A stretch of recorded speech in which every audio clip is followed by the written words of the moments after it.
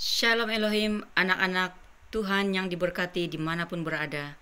Dengarkan ini pesan daripada Tuhan yang saya dapatkan, di mana Tuhan berbicara seperti ini di dalam hati saya.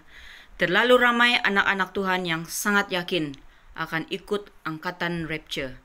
Malangnya, kata Bapak, sangat sedikit, sangat sedikit. Sangat sedih hatiku, anak-anakku. Para domba-dombaku tidak mengenal Gembala Agung, tidak mengenal suaranya, bahkan yang sedang berbicara di tengah-tengah dunia yang gelap ini pada saat ini. Mereka tidak mengenal suaraku, kata Bapa. Lihatlah zaman Nuh, hanya keluarganya yang selamat. Hanya keluarga Nuh yang percaya dan taat kepada apa yang diperintahkan oleh Tuhan pada saat itu. Di penutupan zaman ini, pada ketika ini, Aku, Roh Alfa dan Omega, kata Tuhan, memakai tubuh casing Aditya Nugrahanto, seorang pemuda yang berusia 33 tahun. Manusia tidak mengenal rohku. Sungguh buta, tuli dan telanjang roh anak-anakku, kata Tuhan. Tidak ada yang memakai perlengkapan senjata roh.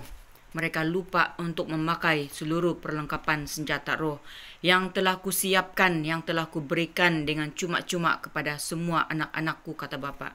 Mereka tidak dapat membezakan suara kebenaran dengan suara dusta, suara kesesatan yang berbau kesombongan, keegoan, dan mudah terpedaya dengan suara penipu-penipu di dunia ini yang mengatakan mempelaiku dan Aditya Nugrahanto itu sesat.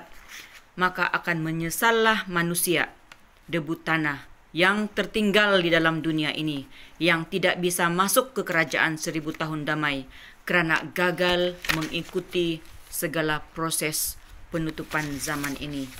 Saat Roh Kudus sudah diambil dari muka bumi ini, tidak ada lagi kesempatan untuk mencari dan mendengarkan suara kebenaran ini.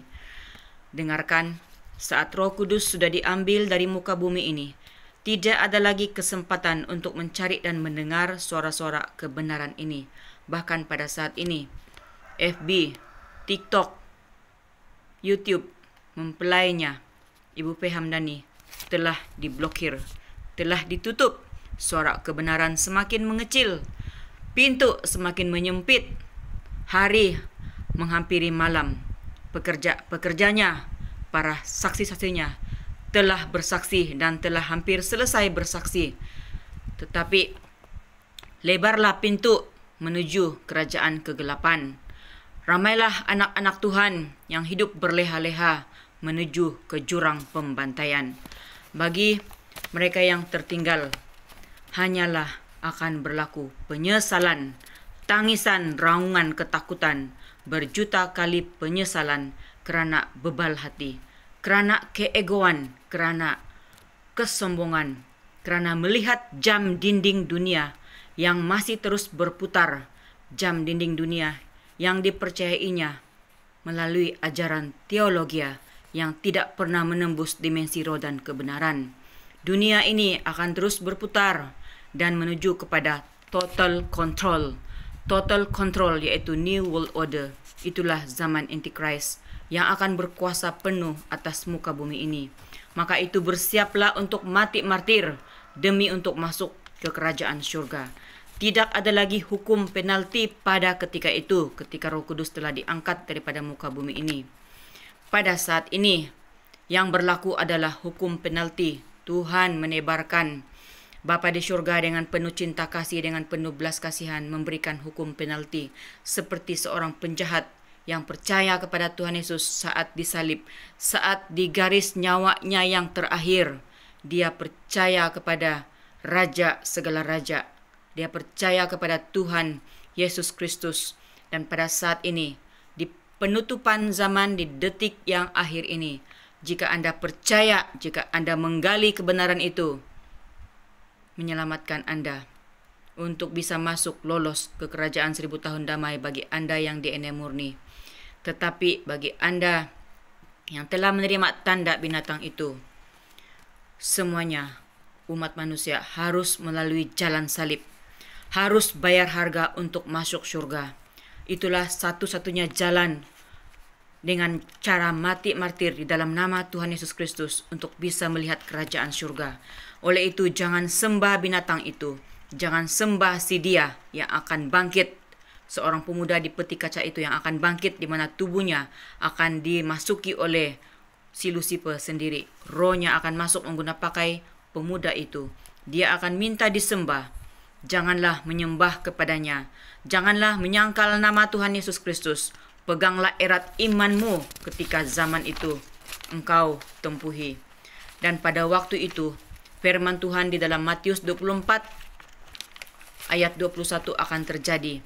Sebab pada masa itu akan terjadi siksaan yang dahsyat seperti yang belum pernah terjadi sejak awal dunia sampai sekarang, dan yang tidak akan terjadi lagi karena ini adalah penutupan zaman.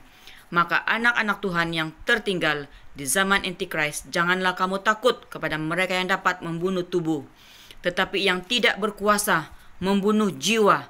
Takutlah terutama kepada Dia yang berkuasa membinasakan baik jiwa maupun tubuhmu di dalam neraka. Matius 10 ayat 28. Dan juga Wahyu 2 ayat yang ke-10. Janganlah takut terhadap apa yang harus engkau derita.